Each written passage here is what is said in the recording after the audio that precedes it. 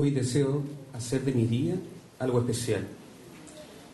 Quiero transformar el desencuentro en encuentro y que mi corazón domine la armonía que llega de la música.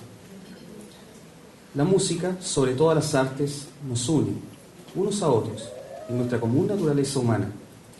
Nos deleita y estimula, nos alivia y nos reconforta. 32 alumnos y alumnas, desde segundo básico hasta tercer año medio, integrantes de la naciente Academia de Violines, a cargo del profesor señor Pedro Castillo Calbuyanca, nos interpretarán los siguientes temas.